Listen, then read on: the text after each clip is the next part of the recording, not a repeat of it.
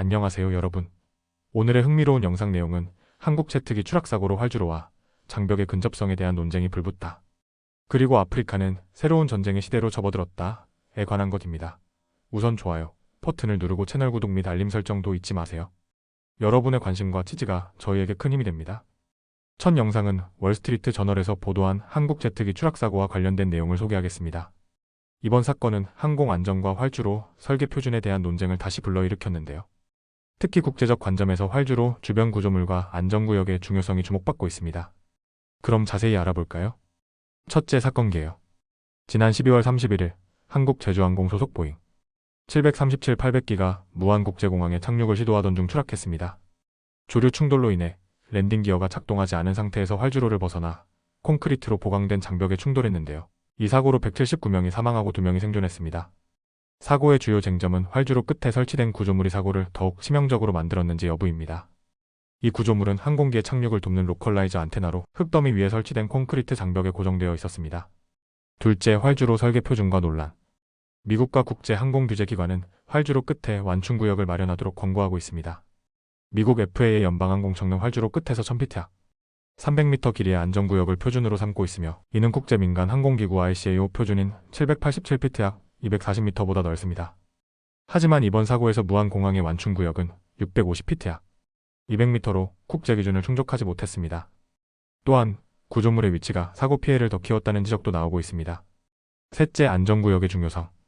항공안전 전문가들은 이번 사고를 통해 활주로 끝의 구조물과 안전 구역 설계가 얼마나 중요한지 강조하고 있습니다. 미국에서는 엔지니어링 재료, 제동 시스템 MAS라는 기술을 도입해 빠르게 움직이는 항공기의 속도를 줄이는 방식을 사용합니다. 실제로 2016년 뉴욕 라과디아 공항에서 마이크 펜스 부통령이 탑승한 전세기가 이 시스템 덕분에 큰 피해 없이 활주로 이탈 사고를 막을 수 있었습니다. 반면 이번 사고에서 무안공항의 콘크리트 장벽은 충격을 흡수하지 못하고 사고를 더 악화시켰다는 비판이 있습니다. 넷째, 사고조사와 국제적 논의. 현재 미국 FAA와 보잉의 전문가들이 한국 조사팀과 함께 블랙박스 분석 및 활주로 설계 검토를 진행 중입니다. 또한 활주로 안전규정과 구조물 설계 기준이 국제 항공 표준에 맞는지 조사하고 있습니다. 한국 정부는 무안공항이 국내 안전기준을 충족했다고 주장하면서도 추가 검토가 필요하다고 밝혔습니다. 이에 따라 활주로 주변의 구조물 설치와 설계에 대한 국제적인 논의가 더 활발히 이루어질 전망입니다. 다섯째, 결론 및 시사점. 이번 제주항공 추락사고는 단순한 기계 결함이나 조종사의 실수뿐 아니라 활주로 설계와 구조물 배치의 중요성을 다시 한번 일깨워줬습니다. 안전구역과 완충대가 충분히 확보되지 않을 경우 사고의 피해가 더욱 커질 수 있다는 점을 보여줍니다. 항공안전은 전 세계적인 문제입니다. 모든 국가가 국제표준에 따라 활주로 설계와 안전구역을 개선해야 할 필요성이 있습니다. 다음 영상은 월스트리트 저널의 보도를 바탕으로 아프리카 대륙에서 벌어지고 있는 새로운 전쟁 시대에 대해 알아보겠습니다. 아프리카는 현재 전례 없는 갈등과 폭력의 시대를 맞이하고 있으며 이는 국제사회의 관심 밖에 놓여있는 중요한 문제입니다. 오늘 영상을 통해 이 문제의 배경과 영향, 그리고 앞으로의 전망에 대해 살펴보겠습니다. 첫째, 아프리카의 갈등 확산. 지난 몇 년 동안 아프리카의 갈등은 극적으로 증가했습니다. 말리부터 소말리아까지 이어지는 약 1000마일 약 6400km의 갈등지대는 대륙의 약 10%를 차지합니다. 북부 나이지리아와 소말리아에서는 이슬람 반군의 활동이 심화되었습니다. 에티오피아와 수단에서는 권력을 둘러싼 군사 엘리트 간의 충돌이 국가를 혼란에 빠뜨리고 있습니다. 사헬 지역은 알카에다와 이슬람 국가 IS의 활동이 활발하며 부르키나파소와 니제르 등 인접 국가들로 확산되고 있습니다. 이로 인해 대량 이주, 민간인 대상 폭력, 그리고 기아 문제가 심각해지고 있습니다. 둘째, 갈등의 배경. 왜 아프리카는 혼란에 빠졌는가? 아프리카에서 갈등이 확산되는 이유는 다양하지만 전문가들은 다음 요인들을 지적합니다. 취약한 국가체제. 많은 아프리카 국가는 독립 이후 민주주의와 안정된 통치체제를 구축하지 못했습니다. 이에 말리, 부르키나파소, 니제르는 군사 쿠데타로 정권이 자주 교체되었습니다.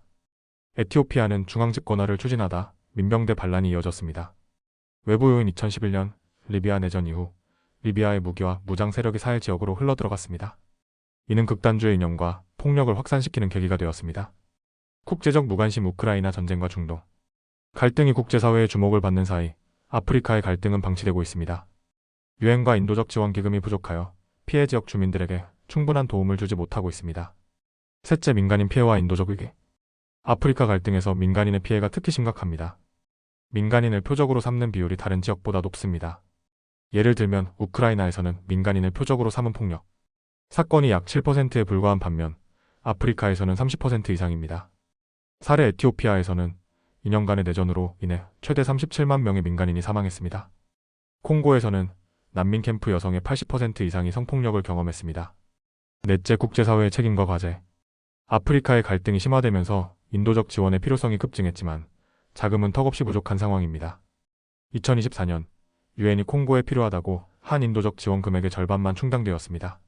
미국은 아프리카 인도적 지원의 가장 큰 기여국이지만 유럽과 중동 문제에 더 많은 관심을 기울이고 있습니다. 한편 러시아와 UAE 같은 외국 세력은 이 지역에서의 영향력을 확대하며 갈등을 더욱 복잡하게 만들고 있습니다. 다섯째, 앞으로의 전망. 아프리카에서 갈등이 지속될 경우 다음과 같은 문제가 예상됩니다. 대량 이주. 이미 약 3,250만 명이 국내에서 강제 이주했으며 이 숫자는 계속 증가할 것입니다. 경제적 침체. 갈등 지역에서의 개발과 선거는 계속 지연될 가능성이 큽니다. 국제적 무관심. 심화. 세계의 주목이 부족하면 갈등이 더욱 악화될 위험이 있습니다. 여섯째, 결론 및 시청자와의 소통. 이처럼 아프리카에서 벌어지고 있는 갈등과 그로 인한 인도적 위기에 대해 알아봤습니다. 이 문제가 단순히 아프리카 대륙만의 문제가 아니라 국제사회가 함께 해결해야 할 과제라는 점을 강조하고 싶습니다. 오늘은 여기까지입니다. 다음 영상에서 더 유익하고 흥미로운 내용으로 찾아뵙겠습니다. 이 영상은 투자 의견이 아닙니다. 매우 감사합니다.